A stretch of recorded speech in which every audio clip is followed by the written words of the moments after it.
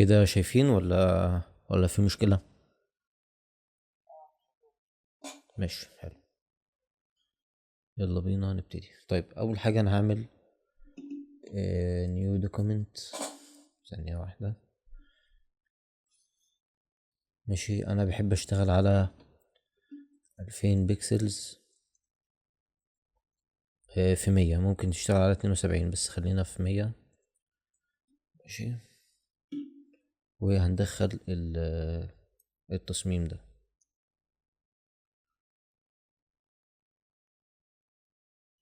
بعد كده ممكن نظبط المقاسات بتاعتنا.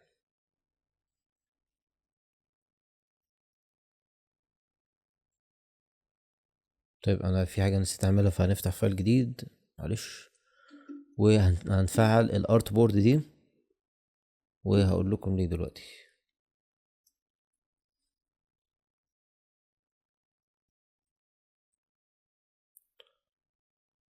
الارت بورد دي ببساطة بتخليني احط ريفرنس مع التصميم بتاعي، يعني الصورة دي هاخدها ريفرنس.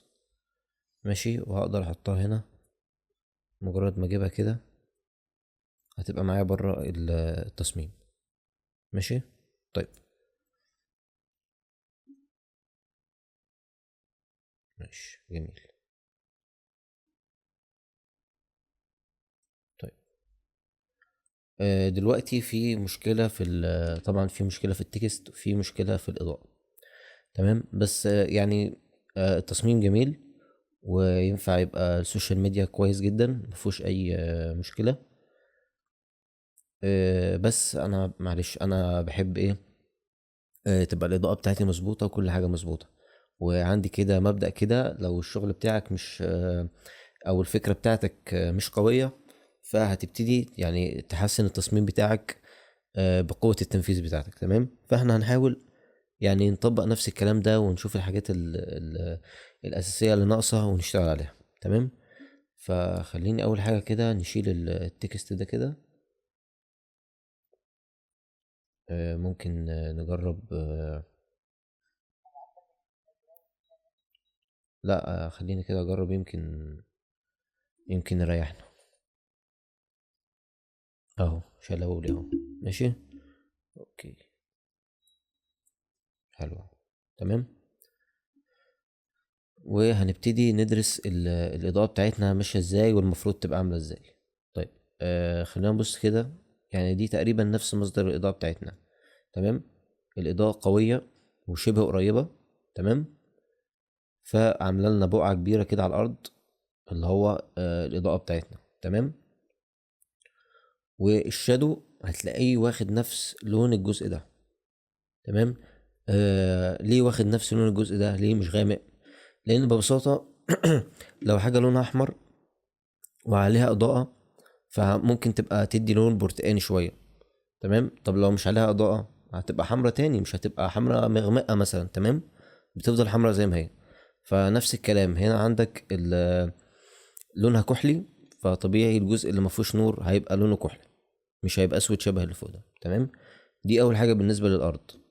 فاحنا ممكن نقص كده الحاجات دي.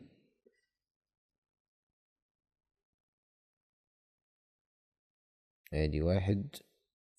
خلينا نشيل الاجزاء دي.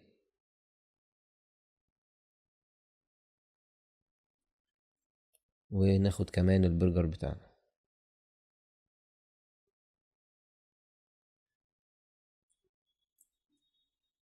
ماشي، جميل اوي. طيب. نركز بقى على المنتج او الكنبة نفسها. هتلاقي هنا في شادو تقيل. الشادو ده هتلاقي برضو بنفس لون اللون الكحلي ده. تمام. الجزء اللي مفيهوش نور فهو غامق خالص، مش باين تقريبا منه حاجة. والجزء اللي عليه نور طبعا بيبقى واخد نفس لون مصدر الإضاءة بتاعتنا. فيعني عشان نبقى يعني تبقى الأمور واضحة أكتر، فخلينا نطبق على طول.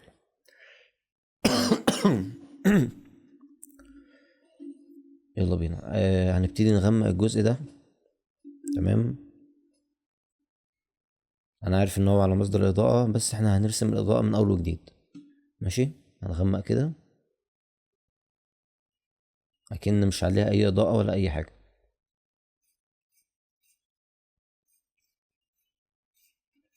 هنغمق الاجزاء دي برضو. ماشي. طيب وبعدين هنبتدي مش عارف اسمها ايه، بس يعني بالسلكت دي.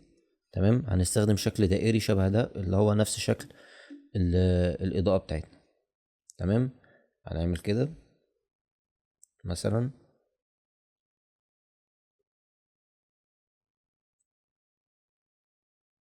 كده. ماشي. بعدين هنستخدم الكيرفز.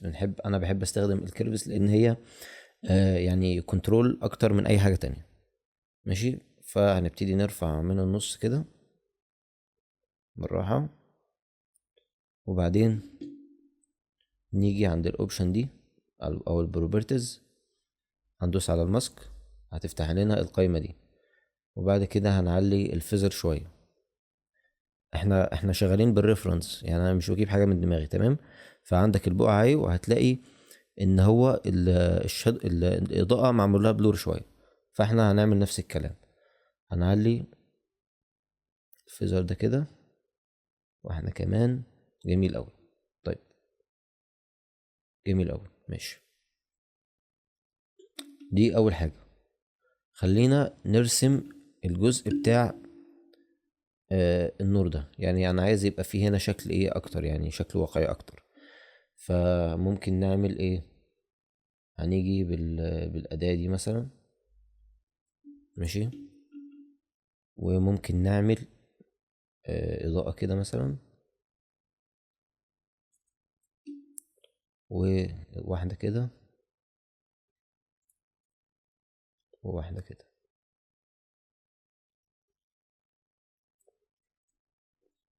بعدين ممكن نستخدم اللون الابيض ده مثلا. خلينا نستخدم الابيض. وهنروح عند فلتر ونستخدم الايريس بلور. طيب. الايريس بلور دي يعني ببساطة اي حاجة جواها فهي مش بلور، اي حاجة براها بيبتدي يعمل لها بلور ايه. وفي فيزر، يعني هتلاقي بص البلور برضو موجود على الحواف. ممكن تتحكم في الفيزر بتاعها عن طريق ان انت بتسحب النقط دي كده. ماشي.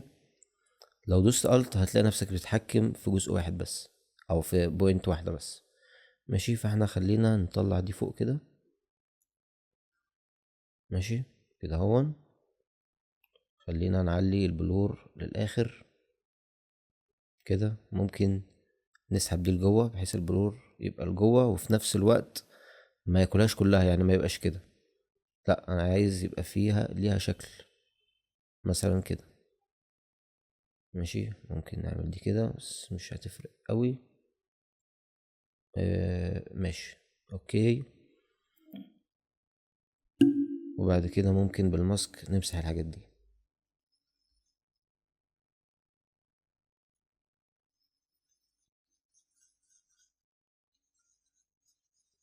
كده. والله ممكن نخليها عريضة اكتر كده هو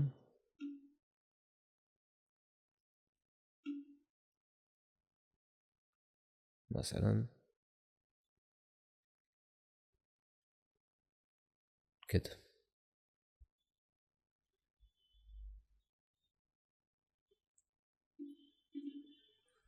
ممكن نمسح الحواف دي اكتر كده. تمام. ممكن بقى نديها لون خفيف، يعني ممكن نستخدم اللينر دوج، وبعدين نروح للون اصفر شوية كده، ودوس تكة كده، تكة كده. ممكن ناخد لون اكتر، ممكن نخليها محمرة شوية. خلي بالك انا بجرب، يعني مش لازم انت تخترع حاجة جديدة. ماشي. انت بتقعد تجرب كده لحد ما توصل للنتيجة اللي انت شايفها كويسة بناء على الريفرنس بتاعتك. طيب عملنا الإضاءة، نبتدي نروح للشادو بتاعنا. طيب زي ما قلت هنا، فالشادو بتاع الحاجة هتلاقيه واخد نفس لون الأرضية اللي حواليها. يبقى المفروض الشادو بتاع البرجر يبقى واخد نفس الدرجة دي بالظبط. فهنعمل كده ازاي؟ في طريقتين، ان انت تستخدم كيرفز جديدة او اداة تظليل جديدة، وتحاول تظبط الاضاءة بتاعتها على نفس الشكل ده. تمام.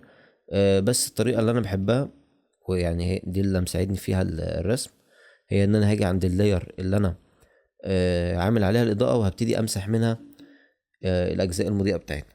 تمام. خلينا نشوف كده هنعمل كده ازاي. اهو هاجي عند دي، ممكن ابطط الفرشة كده شوية، وممكن الفها بالاسهم بتاعة الكيبورد، هتلاقيها بص بتلف معايا كده. ماشي. بعد كده ممكن نعمل كده هون، ونمسح. طبعا بسبب ان الاضاءة بتاعتنا عالية، فالشادو بتاعنا هيكون تقيل، مش هيبقى معمول له بلور. تمام. فاحنا ممكن نعمل كده، نعمل كده على طول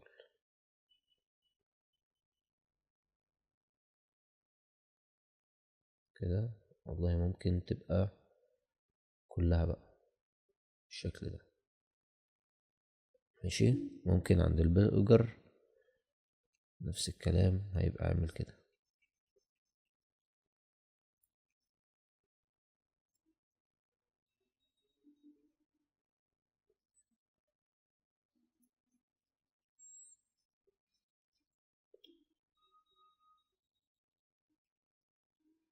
طبعا زي ما قلت، مع مراعاة ان الحواف هتبقى تقيلة مش خفيفة، لان الاضاءة بتاعتنا عالية قوي، وده بناء على الريفرنس اللي احنا شغالين عليه. ماشي. ممكن نلف دي شوية ونشيل الحاجات دي شوية.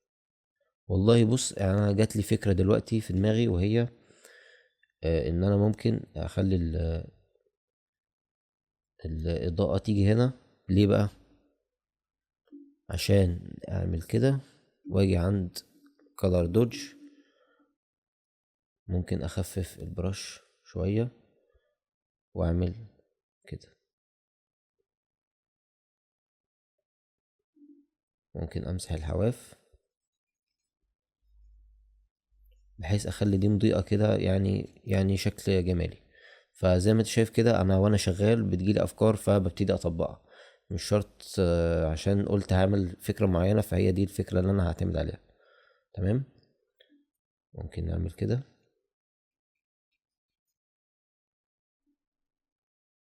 مش خلينا نظبط الشادو شوية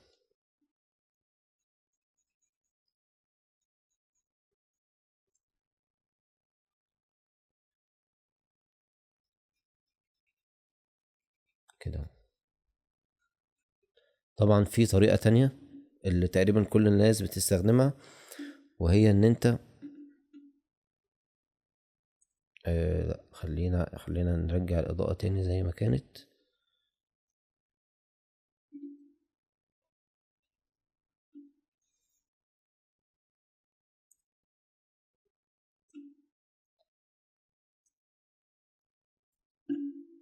كده هون، وهنعمل الفيزر.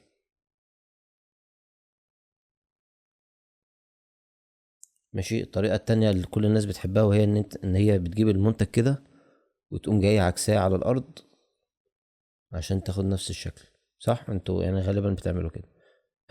الطريقة دي كويسة لو انت هتشتغل بنفس الفكرة. يعني اخدت المنتج اهو، فهتقوم جاي واخده سيلكت، وانت دايس على الكنترول بتدوس على اللاير. تمام. وتيجي عند اللاير اللي احنا عاملين عنها الظل، وتمسح منها الإضاءة كده، فهتلاقيها عطيتك نفس النتيجة. تمام. ممكن نيجي اهو عند البرجر برضو، نسحبه كده. طبعا انا بظبط المنظور بناء على ايه؟ بناء على المنظور بتاعي. بس خلينا كده نشوف المنظور بتاعنا ماشي ازاي، طيب عشان نعرف برضو ايه. ما نكونش بنقول اي كلام. المنظور بتاعنا اهو، هتلاقيه واقف عند النقطة دي اهو، وهتلاقي الخطوط كلها ماشية بالشكل ده. تمام. فلما اجي اظبط البرجر اللي تحت، هيكون واخد نفس الحزة دي. اللي هي دي. ماشي، ادي النقطة بتاعتنا اهي، النقطة اهي، لازم يبقى في خط ماشي كده اهو، يبقى كده. بص دي عاملة ازاي. ماشي، بس يعني ممكن ما نمشيش عليه بالظبط، يعني احنا بنحاول نطلع الحاجة حلوة بناء بعيدا عن المنظور حلو ولا لأ، بس طبعا مع مراعاة المنظور برضو، بس ما يكونش الفرق كبير يعني. وهنمسح كده هون، فهتلاقيها عطتنا نفس النتيجة، بس احنا ممكن نظبط بعض الحاجات. ممكن نشيل الحاجات دي كده. ماشي، جميل. خلينا نشيل دي عشان ما تزولناش. ماشي كده، اول حاجة عملناها نبتدي بقى ندخل على الاضاءة بتاعتنا. ممكن نخلي البرجر ده اكبر شوية كده مثلا. ماشي، بس قبل ما نروح للجزئية دي عايز اغمق تحت المنتجات شوية عشان يبقى الموضوع شكله واقعي اكتر. ممكن نلف البرش كده ونعمل كده مثلا، او كده وكده وكده، ونمسح شوية. خلينا نشوف قبل وبعد. ماشي، نفس الكلام الناحية التانية.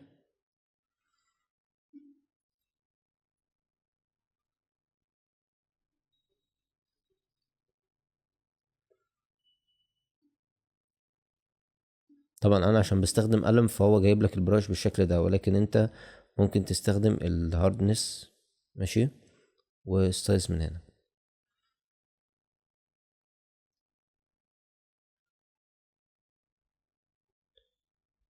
ممكن كده هو مثلا.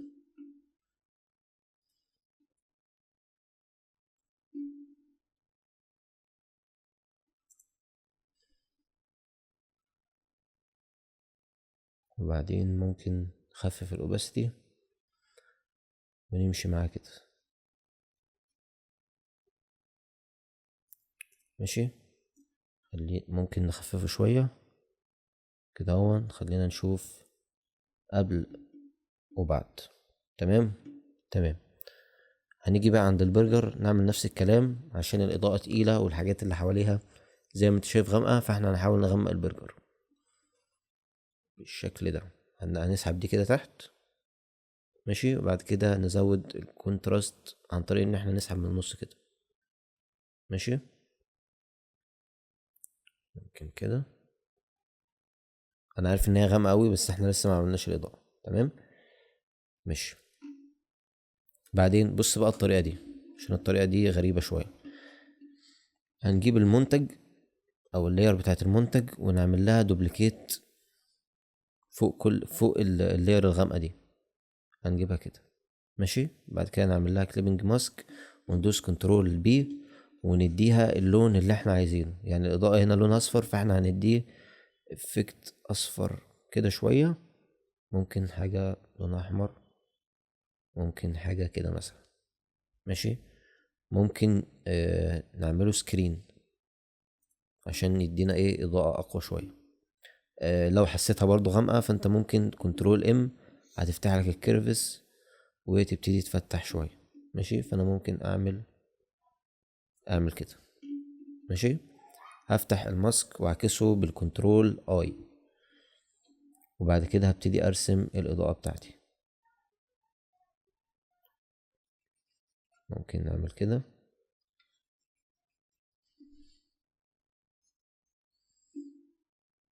طبعا الاضاءة تقيلة فانا هعملها بالشكل ده، وممكن نشيلها من الحتة دي كده اهو.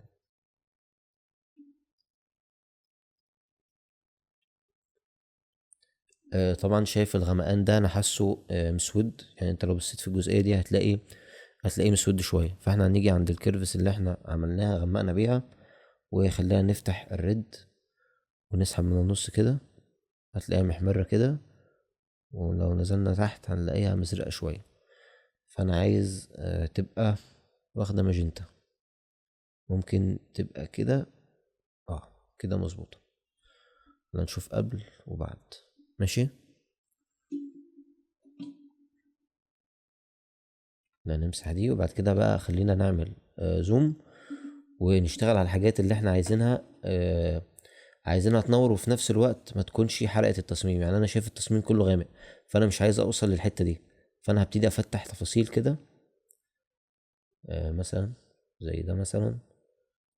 ممكن ده، يعني بالمنطق برضو، يعني مش اي كلام برضو، عشان نخلي الشادو اللي هنا شكله واقعي اكتر. فانا هاجي عند السمسم ده وابتدي انور كده، كأن ايه النور ضارب من فوق يعني. طبعا يعني حسب انت بتستحمل تقعد على التصميم قد ايه. انا ممكن اقعد على التصميم 6 ساعات بس يكون عاجبني، واصحى الصبح اكمل فيه كمان او اعدل عليه. فحسب الوقت اللي معاك وحسب الشغل اللي انت عايز تطلعه.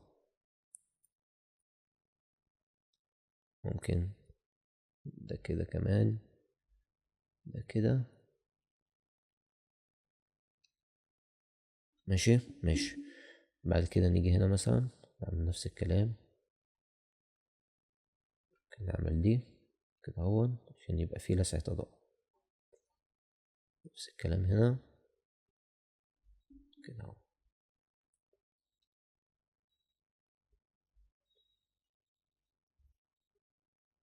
طبعا يعني انا بعمل كده عشان كده بقول يفضل يكون معاك جرافيك تابلت او حاجه ترسم بيها. بس ده مش مبرر ان انت برضو ما تشتغلش. انا يعني تقريبا اول ما ابتديت كنت بشتغل بالماوس باد بتاعه اللابتوب، اللي هي بتاع السودا دي. وكنت مكسل اجيب ماوس، مش عارف ليه يعني. فكنت شغال بيها فتره، وكنت بعمل تصميمات دمج يعني، او كنت برسم الاضاءه بعافيه شويه، بس كنت برسم اضاءه حلوه يعني. ماشي. وخلينا نعمل نفس الكلام هنا اهو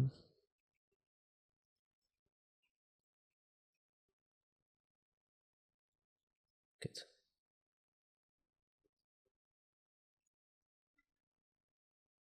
طبعا عشان ما ناخدش وقت كتير، فانا هحاول انجز كده عشان برضو وقت المحاضرة. كده هو ممكن نلسع على ساعات هنا، ساعات هنا، ساعات هنا. ماشي، اعتبرني خلصت يا سيدي. وندخل على المرحلة اللي بعد كده. ماشي، خلينا كده نعمل زوم كده ونشوف كده حاجة ظريفة. لو ركزت هنا هتلاقي الأماكن اللي ضارب فيها النور، مثلا الحواف، هتلاقي فيه زي إضاءة منورة جامد. للتوضيح خلينا نعملها على طول. هفتح لير جديد اهو. مش هعمل لها كليبنج ماسك ولا حاجة، ممكن نخليها صفرة شوية كده، واللينير دوج، وهخفف الاوباسيتي على الاخر، مش على الاخر قوي. ماشي. بعدين نعمل كده.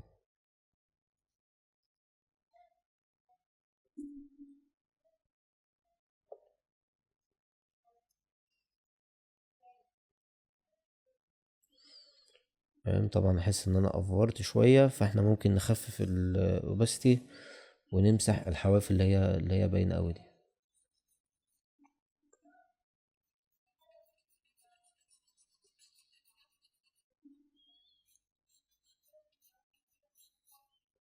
ماشي.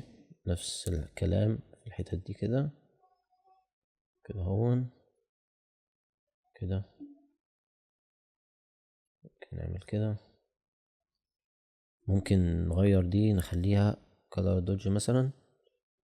في حد بعت رسالة. حاسس العيش من فوق لسع شويتين. ماشي، ما ده اللي احنا بنعمله دلوقتي. هو لو انت فاتح من الموبايل فغالبا الإضاءة هتبقى فاقعة معاك قوي لو انت فاتح من الموبايل. لو فاتح من الكمبيوتر فاحنا لسه هنظبطها يعني. ماشي، لسه نخفف الاوباستي والكلام ده.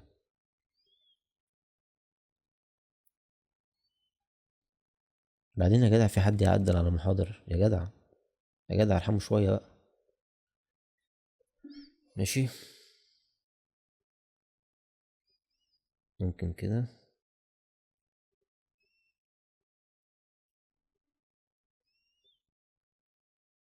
هو ده ببساطة زي ريتاتش ايه للمنتج يعني. في رسالة هنا جاية، مش قصدي اكيد يا عم، انا بهزر معاك. ماشي.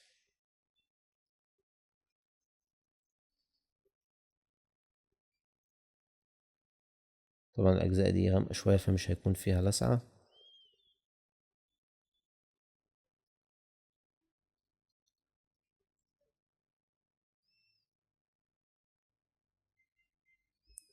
ماشي. ادي شلنا الكلام ده. خلينا نشوف قبل وبعد، لان انا بحب الحتة دي قوي. قبل وبعد. قبل وبعد. قولوا لي رأيكم في الكومنتات. يا سلام. ماشي. طبعا يعني هي الإضاءة مش مساعدة ان انا اظهر المنتج اكتر من كده، بس هو المفروض يبقى ظاهر اكتر من كده بكتير. فاضل 10 دقايق والمحاضرة تخلص. ماشي، خلينا سريعا. آه ندخل على ندخل على دي. انا عارف ان احنا طولنا في التصميم ده، بس هو تقريبا في يعني كل حاجة انا حابب اشرحها. تمام. هنيجي عند دي وهنعمل زي ما قلنا كيرفس. وخلي بالك هنا هتفرق شوية، لان الملمس بتاع السنان غير الملمس بتاع السندوتش. تمام. احنا هنغمق كده، هنزود الكونتراست زي ما قلنا. ممكن آه هنغير كمان اللون.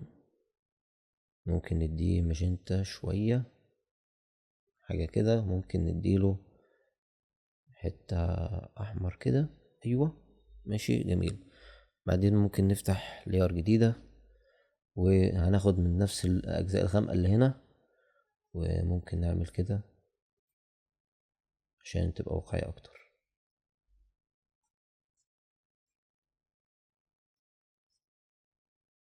ممكن كده.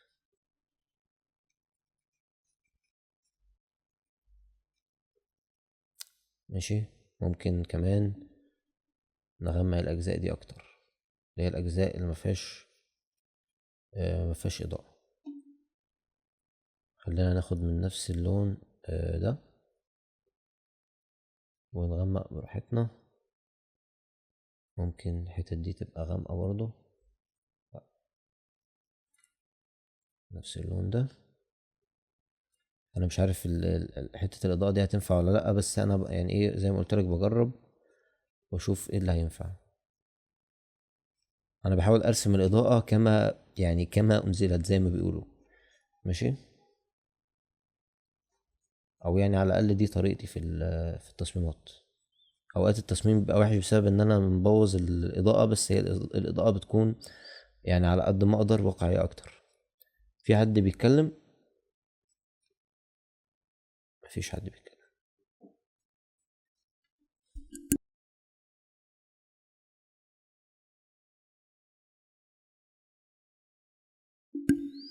ماشي. هناخد نفس اللاير كده فوق، وهنعملها سكرين، وكنترول بي عشان نديها اللون اللي احنا عايزينه. غالبا هنا مش هتبان قوي بسبب ان هي بيضة، بس ماشي.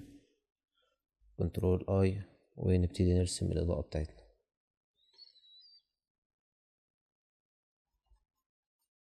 ممكن كده.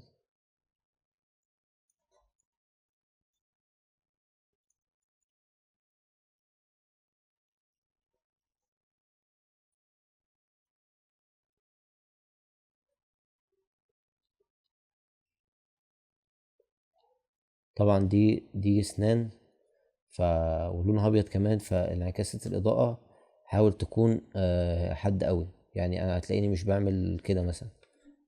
لا، بحاول تكون مرسومة اكتر.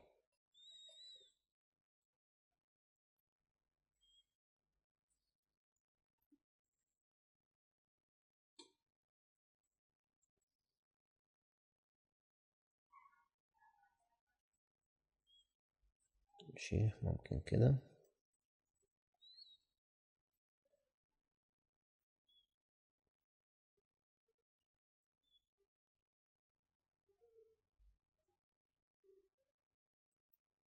طبعا الشكل ده عشوائي جدا، يعني هي تقريبا في الحقيقة مش هتكون كده،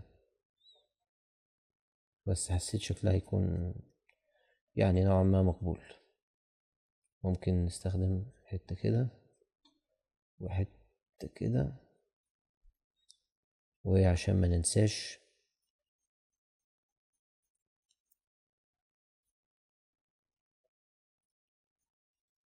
طبعا الإضاءة هنا مش باينة قوي، فهنبتدي نعملها بلسعات الإضاءة اللي قلنا عليها. هناخد لون أصفر شوية كده مثلا، وهنروح على سكرين، نجرب السكرين، نمشي كده.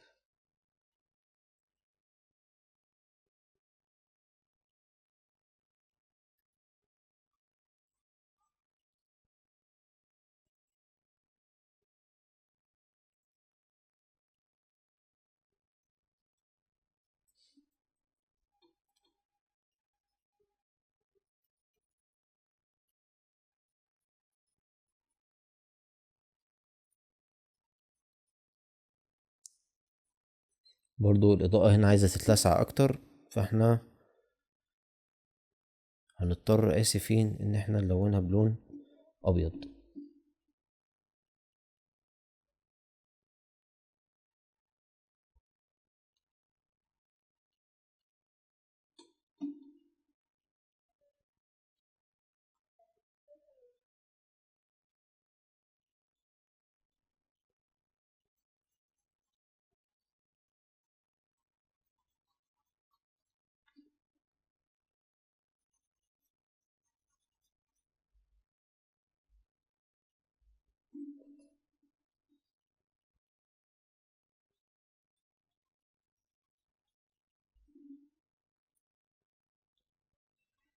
مش في لسعة هنا شكلها غريب.